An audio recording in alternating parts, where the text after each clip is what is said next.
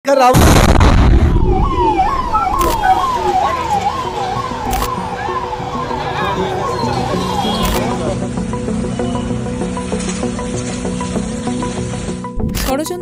নাকি অন্য কোনোভাবে বিস্ফোরণ? রাজধানী রক্তাক্ত হওয়ার পর উত্তর খুঁজছিল গোটা দেশ। ঘটনার একদিন পরে ভুটান থেকে জবাব দিলেন প্রধানমন্ত্রী नरेंद्र मोदी। दिल्ली में हुई भयावह घटना ने सभी के मन को व्यथित कर दिया है। मैं कल रात भर इस घटना की जांच में जुटी सभी एजेंसियों के साथ, सभी महत्वपूर्ण लोगों के साथ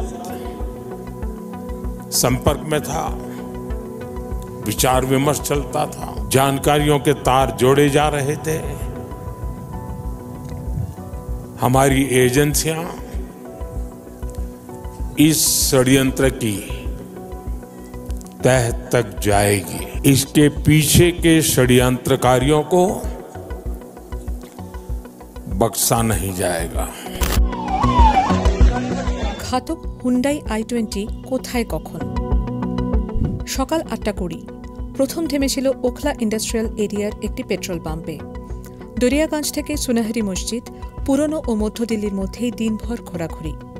বিকেল 3:19 সুনাহারি মসজিদের পাশে লালকেল্লা সংলগ্ন পার্কিং লটে আসে গাড়িটি। সন্ধে 6:22 থেকে 6:48 ঘণ্টা তিনেক অপেক্ষার পর পার্কিং লট থেকে বেরিয়ে যায় গাড়িটি। এগোতে থাকে লালকেল্লার কাছে ইউ টার্ন নিয়ে চাঁদনি চক ধরে, থামে সুভাষ মার্গে, লালকেল্লা 1 নম্বর মেট্রো স্টেশনের সামনে। সন্ধে 6:52 বিস্ফোরণ গাড়িতে, আগুন ছড়িয়ে পড়ে পাশাপাশি আরও বেশ কয়েকটি গাড়িতে। সন্ধে 6:55 খবর পেয়ে ঘটনাস্থলে পৌঁছয় দমকল বাহিনী। সন্ধে 7:29 দিল্লি পুলিশের স্পেশাল সেল পৌঁছয় ঘটনাস্থলে, পৌঁছয় ফরেন্সিক, এনএসজি, এনআইএ। শুরু হয় প্রমাণ সংগ্রহের কাজ। রাত 9:23 হাসপাতালে বিস্ফোরণে জখম ব্যক্তিদের সঙ্গে দেখা করতে পৌঁছন স্বরাষ্ট্রমন্ত্রী অমিত শাহ। তারপর ঘটনাস্থল পরিদর্শন করেন।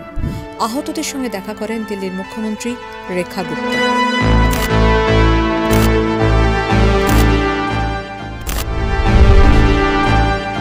বিস্ফোরণের গাড়ির সূত্রেই ঘটনার অনেকটা জট ছাড়াচ্ছেন তদন্তকারীরা। দেখা যাচ্ছে গাড়িটির নম্বর প্লেট হরিয়ানার। রেজিস্ট্রেশনের সূত্র ধরে পুলিশ জানতে পারে মোহাম্মদ সলমান নামে এক ব্যক্তি ছিলেন গাড়িটির প্রথম মালিক। তাঁকে আটক করে জিজ্ঞাসাবাদ করা হয়। জানা যায় মোহাম্মদ সলমান বিক্রি করে দেন গাড়িটি। দুহাত ঘুরে সেই গাড়ি গিয়ে পৌঁছয় পুলওয়ামার তারিক নামে এক ব্যক্তির কাছে। সেই সূত্র ধরে তদন্তকারীরা চিকিৎসক উমর মোহাম্মদের খোঁজ পান। দিল্লি বিস্ফোরণে এই চিকিৎসকের ভূমিকা খতিয়ে দেখা হচ্ছে।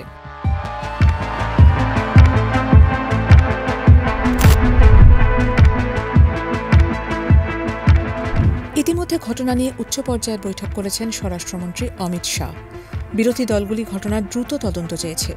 মমতা বন্দ্যোপাধ্যায়, অরবিন্দ কেজরিওয়াল, মল্লিকার্জুন খাড়গের মতো বিরোধী শিবিরের নেতারা মূলত নিরাপত্তা নিয়েই উদ্বেগ প্রকাশ করেছেন। তবে সরকারকে মৃদু খোঁচা দিয়েছেন মহুয়া মৈত্র। ঘটনার নেপথ্যে কোনো সন্ত্রাসী যোগ আছে কিনা তা এখনও স্পষ্ট করে জানাননি তদন্তকারীরা। কোনো জঙ্গি গোষ্ঠী এখনও এই ঘটনার দায় স্বীকার করেনি। ঘটনার ঠিক আগে ফরিদাবাদের জঙ্গি জালের হদিশ পান তদন্তকারীরা। বিস্ফোরণের গাড়িটিকেও ফরিদাবাদে দেখা যায়। দুই ঘটনার কোনো যোগসূত্র আছে কিনা তাও খতিয়ে দেখা হচ্ছে, যদিও সবই এখনও তদন্ত সাপেক্ষ। তবে বিস্ফোরণের নেপথ্যে যে ষড়যন্ত্র থাকতে পারে সে আভাস স্পষ্ট করেই দিয়ে রেখেছেন প্রধানমন্ত্রী।